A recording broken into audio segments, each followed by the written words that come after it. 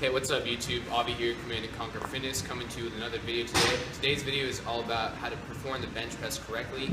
And I say correctly because there's lots of people doing this that don't do it correctly. So without further ado, let's get into this. With any weightlifting exercise, especially the bench press, you're going to be transferring energy throughout your entire body, which is the kinetic chain in this system, if you will. So the key thing is you're going to be transferring energy through the ground, through your core, and into the bar. So in order to do that effectively, you have to start with your feet, which are connected to the ground. Now this is kind of up to personal preference, whether you go all the way back with your feet or whether you just go back far enough to the point where your heel starts coming off the ground. Whichever one you want, do that, but the key thing that you don't want to do is have your legs straighten out so that you're lying, it looks like you're lying on a couch. That is exactly not what you want to do. That's going to allow a flabby core, you're not going to transfer energy efficiently, and that's obviously not what we want.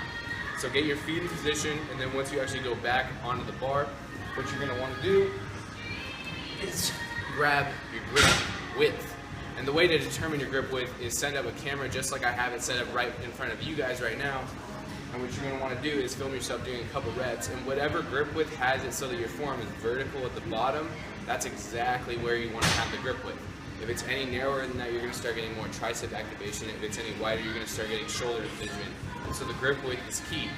Once you have your grip width, you've got your feet in place, you got your core tight, what's next? The next thing is to make sure that your scapula are retracted. This is going to do a couple of things, guys. It goes right along with keeping your core tight so that you can transfer energy efficiently to the bar, which is of course what we want. And what it's also going to allow you to do is recruit more of your chest fibers and less of your anterior delts. Do a little test at home right now. Squeeze your scapula back and go like this. Put your other hand on your chest and feel how it hardens up. Now go like this. Instead of retracting your scapula, protract them and do the same thing. Chest is pretty soft, right? Or at least it's less hard. That's exactly what should have happened. And that tells us that the chest is more heavily recruited when you have your scapula retracted. And it also just happens that you can transfer more force to the bar. So this is the position that is optimal for the bench press.